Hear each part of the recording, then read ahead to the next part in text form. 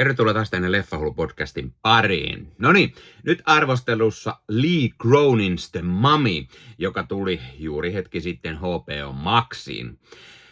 Tämä elokuva kiinnosti itseäni kovasti, mutta teatterikierros jäi välistä. Mutta onneksi pääsin sen nyt näkemään HBO Maxista. Ennakkoon tää sai paljon kehuja, mutta myös paljon kritiikkiä osakseen, mikä ehkä kiinnosti entuudestaan. Ja mä katsoin juuri ennen tätä leffaa Lee Croninin Evil Dead Rise-elokuvan, joten mukavasti herran 2 uusinta tuli katsottua peräjälkeen. Mutta miten tämä leffa nyt sitten toimii? Miten näyttelijät suoriutuu? Mitä mieltä mä oon ohjaajasta Lee Cronin, niin selviää tuota pikaa arvostelusta. Mutta totta kai täytyy ensin mainita, että hei, jos katsot YouTuben puolelta, pistä peukku, jos tykkäät tästä. Pistä kanava tilaukseen. Muistutukset kellosta päälle näet aina, koska tulee uutta sisältöä. Kanavan tilaaminen on sinulle ilmaista, mutta auttaa minua ja tätä kanavaa todella paljon. Eli kiitos kaikille, jotka olette kanavan tilanneet. Muistakaa myös jättää kommentteja. On aina mukava jutella näistä leffoista myös teidän kanssanne. Jos haluat lisää auttaa Leffahullu-kanavaa, niin YouTubessa voi liittyä Leffahullun kanavan jäseneksi. Kanavan jäsenet muun muassa näkee videoita ennakkoon, saavat nimensä johonkin päin videoon sekä sitten jakson kuvauksiin. Ja näin voit näyttää, että olet kanavan jäsen, kanavan tukija ja oikein iso kiitos kaikille kanavan jäsenille. Nyt arvosteluun, eli The Mummy.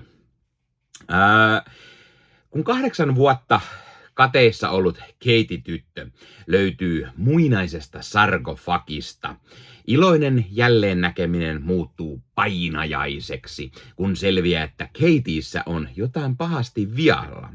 Siinä juoni pääpiirteittäin ilman isoja spoilereita.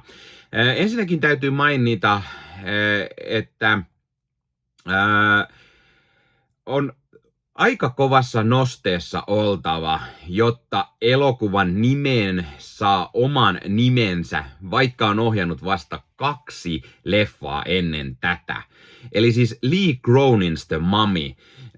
Aikamoista, että on laitettu ohjaajan nimi tähän niin kuin lisänimeksi.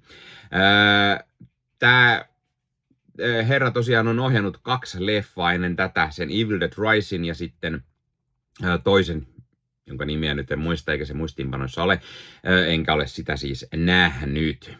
Mutta tämä elokuva The Mummy alkaa samalla tyylillä kuin tämä Lee Cronin edellinen ohjaus Evil Dead Rise. Molemmissa on tämmöinen alkuprologi, joka on hieman ehkä irrallinen tarinasta, siitä pääjuonesta. Joo, tässä se osoittautui kuitenkin olevan tärkeämpi asia ja liittyy tarinaan paljon vahvemmin kuin viime leffassa se alkuprologi.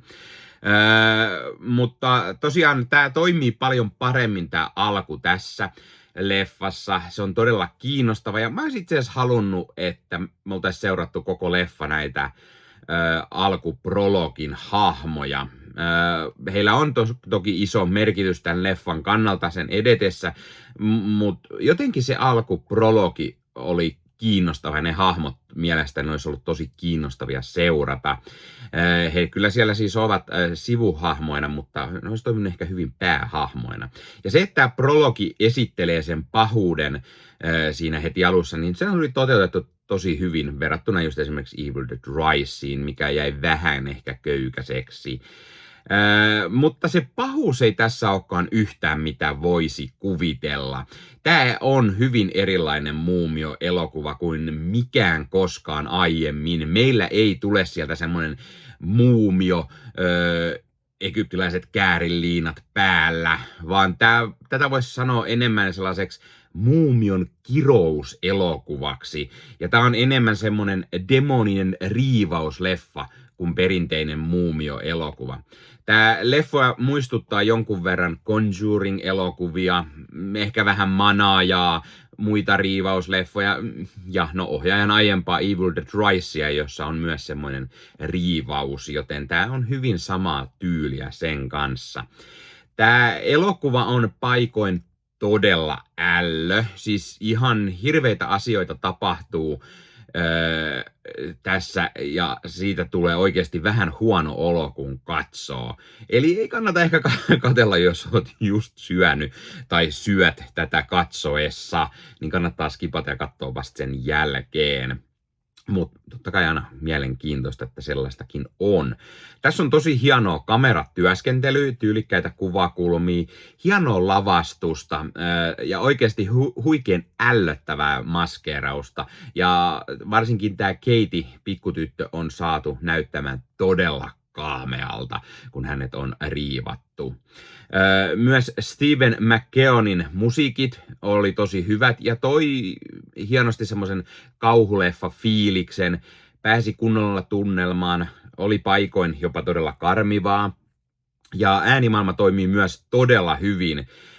Joskin ehkä välillä pikkusen liikaa sitä äänillä säikyttelyä, mutta varsin toimiva. Ei ollut semmoista niinku suoranaista jumpscarea koko ajan, vaan äänet oli enemmän, millä juuri säikyteltiin ja tuotiin sitä ahdistavaa tunnelmaa.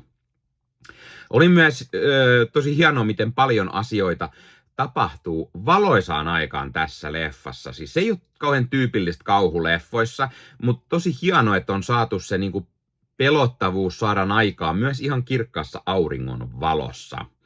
Ja jälleen Lee Cronin luottaa vahvasti praktikaaliefekteihin, maskeeraukseen ja näyttää hyvin sen, että aina ei tarvita hirveästi CGI-tehosteita, vaikka tehdäisikin tällainen riivauselokuva. Toki tämä leffa on Blumhousen tuotanto ja Blumhouse on tunnettu studio siitä, että ne tekevät pienen budjetin kauhua. Siis tämäkin elokuva oli tehty jollain 22 miljoonan budjetilla. Ja koodilla LEFFAHULLU15 saat nyt 15% alennusta Bad Record Storesta. Eli Bad Record Store on tämmöinen verkkokauppa, josta voi käydä ostamassa itselleen fyysistä mediaa. Eli tykkäät sitten elokuvista ja sarjoista tai vaikka CD-levyistä, vinyyleistä tai C-kaseteista, niin Bad Record Store on sinulle juuri oiva paikka, josta voit ostaa nämä fyysisenä hyllyyn itsellesi. Sivustolta löytyy esimerkiksi kaikille leffadikkareille mielenkiintoisia julkaisuja. Sieltä löytyy leffoja esimerkiksi, mitä ei enää välttämättä muualta löydä, koska ne painokset on aikaa sitten myyty loppuun. Sieltä löytyy mukavasti pohjoismaalaisia julkaisuja tai Suomi-julkaisuja, eli sellaisia, mitkä moni varmasti haluaa hyllyynsä ja tykkää keräillä. Ja sieltä löytyy oivaan hintaan kaiken näköistä mukavaa leffaa ja löytyy 4K:na, löytyy Blu-rayna, löytyy DVDnä, ihan mistä sitten formaatista itse tykkäät. Ja kuten sanottua, myös jos dikkaat esimerkiksi musiikista, vinyyleistä, CD-levyistä, C-kaseteista, niin Bad Record Storesta sellaisia löytyy. Ja kun käytät koodia LEFFAHULLU15, saat sen 15% alennusta. Ja kun vielä menet YouTuben puolelta, tuossa kuvauksissa alta näkyvän linkin kautta sinne Bad Record Storeen, niin sitten vielä meikäläinenkin hyötyy siitä jotain. Eli kannattaa ihmeessä käydä tuon linkin kautta, ja sitten kun käytät sellaisen koodin LEFFAHULLU15, niin saat sen 15% alennusta. Eli mikä sen mukavampaa pikkualennus, kun käyt ostamassa itsellesi hyllyyn omaan leffakokoelmaan lisää täytettä. Tämä elokuva onnistuu hyvin olemaan paikoin yllättävän pelottava ja todella ällö, kuten mä sanoinkin. Ja oikeasti parissa kohtaa meinasi tulla vähän jopa paha olo. Sen verran brutaalia kuvastoa tässä on. Leffa myös luo hyvin sitä nostattavaa kauhutunnelmaa ja mä tykkäsin siitä. Tämä tarina rakennettiin hyvin ja tätä muumion kiroustaustaa ja mytologiaa käydään hyvin ja kiinnostavasti läpi. Ja se, että päähahmo on ollut töissä uutiskanavalla, tutkii mysteeriä omalla tahollaan, samalla kun egyptiläinen poliisi tutkii omalla tahollaan tätä. Ja sitten kun mukaan tulee vielä tämmöinen Egyptiä ja sen historiaa tunteva professori, niin kaikki toimii mun mielestä hienosti ja sitä mysteeriä luodaan tosi hyvin.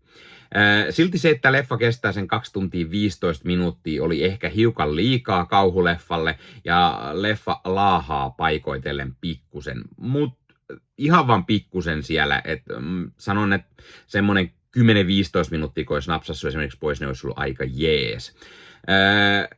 Mä pidin siitä, että osa tämän leffan tapahtumista sijoittuu Egyptiin ja osa Yhdysvaltoihin, vaikka mun mielestä tämä on kokonaan sijoittu Egyptiin, mutta tämä toimi tosi hyvin myös tarinan kannalta, tietty, että se ei ole kokonaan Egyptissä, ja se oli mun mielestä ihan hyvä puoli, sit kun sen katsoi sen leffan loppuun. Puhutaan sitten vähän näyttelijöistä. Mainitaan nyt ihan ensimmäisenä Natalie Grace, joka näyttelee tätä nuorta Katie Cannonia,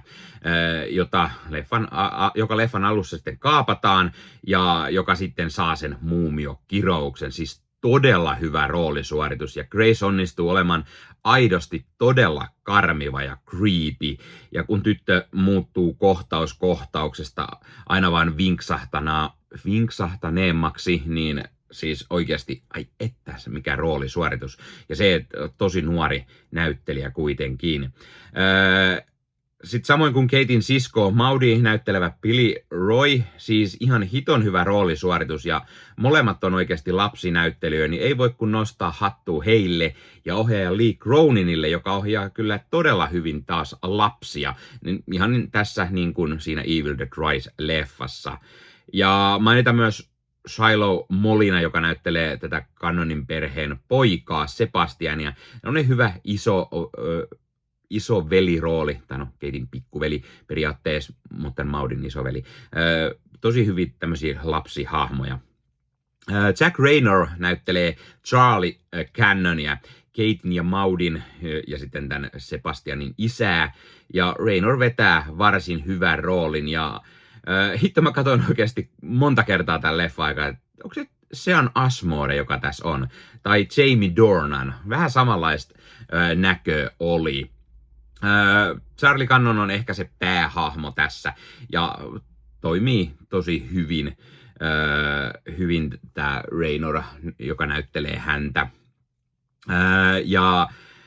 Laia Costa näyttelee puolestaan perheen äitiä, Larissaa, ja se on varsin hyvä äitirooli. Ja sitten tämä Costa ja Raynor näyttelee hyvin, ja hahmojen välille tulee kitkaa, ja sitten kun kyseessä on heidän tytär, joka on riivattu, ja miten tätä asiaa pitäisi hoitaa, miten heidän tytär pitäisi hoitaa, niin ne näyttelee hyvin avioparia, jolle sitten tulee vähän erimielisyyksiä tässä.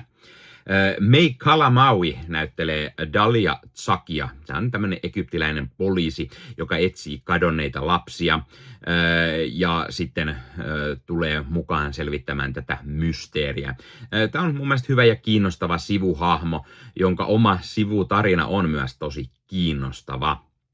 Ja mun mielestä oli tosi hienoa nähdä May Calamauia, koska mä oon nähnyt ainoastaan Marvelin Moon Knight-sarjassa hänet, ja hän veti siinä tosi hyvin, niin hienoa nähdä häntä nyt myös jossain muussakin.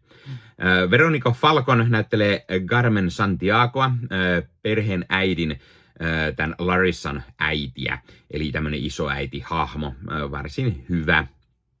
Hayat Kamil näyttelee rouva Kalia, joka on tämmöinen eräänlainen leffan pahis, jonka tehtävä on suojella tätä muumiota ja siirtää se kirous sitten toisiin. Tosi hyvä ja hyytävä rooli suoritus häneltä.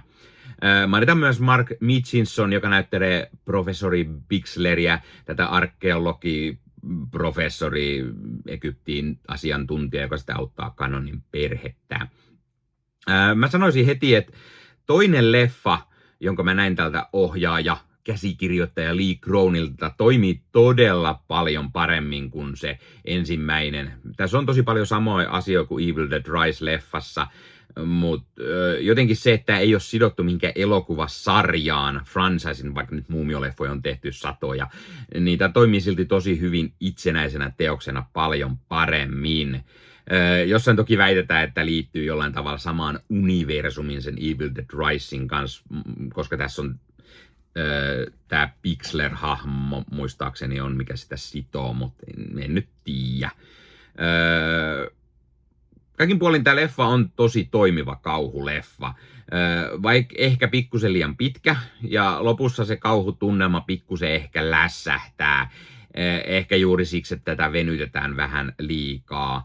Se, että leikittelee hienosti sitä muumio-leffa-genrellä, tuo siihen uusiin näkökulmiin, twistei, oli mun mielestä toimiva ratkaisu. Ja mä pidin siitä, että tämä ei muistuta mitään aiempaa muumio-elokuvaa. Tämä on paikoitellen pelottava, luo sitä kauhutunnelmaa hyvin. Se on paikoin ällöttävän katsottavaa ja ne kaikki ne lavastukset, maskeeraukset, ne toimii tosi hyvin ja tämä saa semmoisen oikein niin kuin creepin tunnelman. Mä annan täällä jopa 4 tähteä. Mä tykkäsin tästä sen verran paljon ja mä odotan kyllä innoillaan sitä, mitä Lee Cronin seuraavaksi tekee. Laita kommentteja. Ootko sä nähnyt tämän elokuvan? Mitä mieltä sä olet tästä? Tykkäsitkö? Et? Miksi et? Mitä mieltä sä oot ohjaaja Lee Croninista? Odotatko sä hänen seuraavia elokuvia? Tai onko hänestä muodostunut sulle semmoista suosikkikauhuohjaajaa? Muista ottaa myös Leffahullu somekanavat haltuun ja ei muuta kuin ensi kertaa. Moro!